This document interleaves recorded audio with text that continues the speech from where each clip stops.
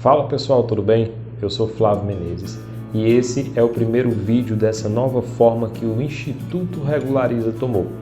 Primeiramente, eu quero dizer que eu estou muito feliz por estar compartilhando um pouco dos conhecimentos que adquiri durante esse tempo com vocês. E hoje nós vamos iniciar com um assunto bastante relevante, pessoal.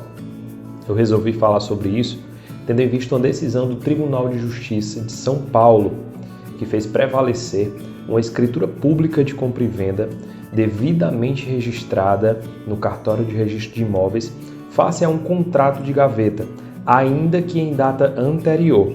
Preliminarmente, é importante tecer algumas informações para nos ajudar a compreender a extensão e importância desse julgamento. E aí eu queria trazer inicialmente a diferença entre a escritura pública de compra e venda e o contrato de gaveta. Pessoal, a escritura pública é um contrato lavrado em cartório de notas e este instrumento depende de alguns requisitos legais, como por exemplo, o imóvel deve estar registrado em cartório de registro de imóveis competente. No Brasil tem uma máxima no direito que diz que só é dono quem registra.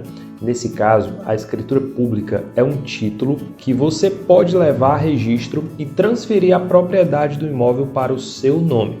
Após o registro, você terá, além da posse, também o domínio e propriedade sobre esse imóvel. Já no contrato de gaveta, como o próprio nome já diz, é um contrato entre as partes que vai ficar ali guardado na gaveta, mas não se trata de um instrumento que fica arquivado em cartório, nem tampouco trata-se de um instrumento público, portanto, não registrável. Mas eu preciso dizer para vocês também, pessoal, que o contrato de gaveta ele é um instrumento importante sim, especialmente naqueles imóveis que você adquire somente a posse, onde não tem matrícula, onde desde o início esses imóveis foram apossados. E aí a única forma que você tem de registrar seria por meio de uso capião, que é uma aquisição originária. Mas aí a gente vai falar mais à frente, em outros vídeos, um pouco mais sobre os contratos de gaveta e sobre o uso capião. E agora, pessoal, sabendo a diferença entre um e outro, vamos voltar para o caso em questão. E aí eu queria mostrar para vocês aqui na tela do nosso computador um pouco mais sobre esse caso. Vamos lá. Bem, pessoal, a gente está aqui no site conjur.com.br, consultor jurídico, um site muito bom e muito importante para aqueles que são estudantes de direito, advogados, juízes, enfim. E aqui ele trouxe esse julgado, como vocês podem ver, bem recente, né? Dia 30 de novembro de 2020. E ele fala justamente sobre o assunto que a gente estava tratando. Registro de escritura prevalece sobre contrato particular de STJ de São Paulo. Vamos entender aqui um pouquinho o caso de forma breve. O autor alegou que comprou um imóvel por meio de contrato particular, pagando a quantia de R$180 mil, mas não fez o registro em cartório. Pessoal, há um ponto extremamente importante aqui. É o quê? Ele não poderia registrar esse contrato particular em cartório. Por quê? Para que ele pudesse registrar, ele teria que ter lavrado uma escritura pública. E aqui eu vou mostrar para vocês, vamos lá para o Código Civil, um artigo que fala justamente sobre isso.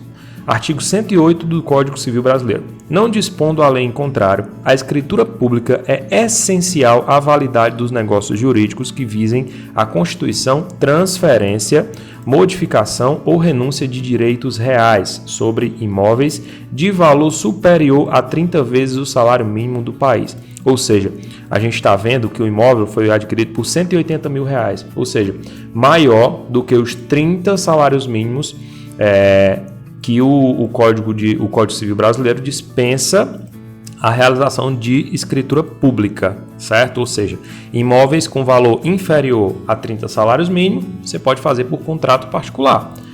Imóvel acima disso tem que ser por escritura pública. Então aqui ele já não poderia fazer, fazer o registro desse contrato. E aí, ele comprou em data X, vamos colocar aqui uma data, 2010, certo? E aí, posteriormente, o primeiro dono teria feito uma nova negociação com um terceiro, que pagou R$250 mil e registrou o título. O autor argumentou que a venda seria fraude, mera simulação para retirar sua propriedade. Primeiramente, que ele não tinha propriedade, ele tinha a posse do imóvel, certo? Então, o que é que pega aqui nessa questão? Vamos lá. Esse autor que comprou, digamos aí em 2010, ele fez só o contrato particular, não fez escritura pública e registrou. Posteriormente, o proprietário do bem, porque ainda estava em nome dele na matrícula, ou seja, ele era proprietário ainda, foi lá e vendeu o imóvel para um terceiro por R$250 mil. Esse terceiro foi no cartório, lavrou a escritura e registrou no seu nome. E aí, esse primeiro autor, ele entrou com ação judicial para que pudesse anular essa venda e o registro, certo? Só que aí o juiz de primeira instância não aceitou o pedido e aí ele foi e apelou. E aí, indo para a segunda instância, né, por meio de recurso, foi para a 4ª Câmara de Direito Privado do Tribunal de Justiça de São Paulo. E a 4ª Câmara, eles mantiveram a decisão em relação à questão dos dois negócios jurídicos, ou seja, reconheceram que aquele negócio jurídico, o segundo, esse de R$250 mil, ele era válido, certo? E aqui ele dá uma breve explicação por quê. O relator foi o desembargador Enio Zuliani, certo? E ele fala o seguinte: no caso de duas vendas do mesmo imóvel, como ocorrido no presente caso, considera-se titular do domínio ou proprietário aquele que realizou o registro em primeiro lugar, mesmo que a negociação que realizou tinha sido posterior ao primeiro, ou seja, esse senhor aqui que comprou, né, e registrou em seu nome, ele não teve o título cancelado, o registro cancelado e o imóvel continuou por sua propriedade. Agora, esse cidadão aqui, o primeiro autor, ele vai ter que entrar com ação de reparação de danos. Caso ele realmente comprove que comprou esse imóvel, vai ter que entrar com ação contra o proprietário que vendeu duas vezes, certo? É uma outra ação, né? E não seria de anulação desse negócio jurídico aqui. Ele vai ter que entrar com ação de cobrança aí nesse caso. Então, pessoal, não foi à toa que eu trouxe esse vídeo como o primeiro da nossa série de muitos vídeos que virão pela frente, para que você tenha noção e compreenda a importância de regularizar o seu imóvel. A transferência de propriedade no Brasil realmente é algo que ainda é caro. No entanto, é um procedimento que te dá tranquilidade de que não vai aparecer mais à frente aquela pessoa que se diz dono. E aí eu te pergunto, você sabe como é que está a situação do seu imóvel? O seu imóvel ele é juridicamente perfeito? O seu imóvel é regularizado? A propriedade do imóvel que você reside é sua?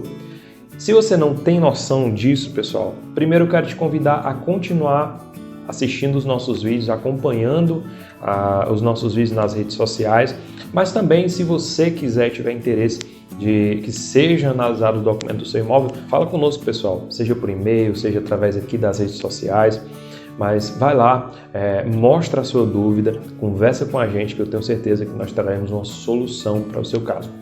Pessoal, espero que vocês tenham gostado desse vídeo. Eu peço que vocês curtam, compartilhem. É importante para o crescimento do nosso canal e nós queremos, mais uma vez, ratificando o que eu já tinha dito, nós queremos alcançar muita gente através do ensino. Então, conto com a ajuda de vocês, tá bom? Pessoal, um forte abraço, fiquem com Deus e até a próxima. Valeu!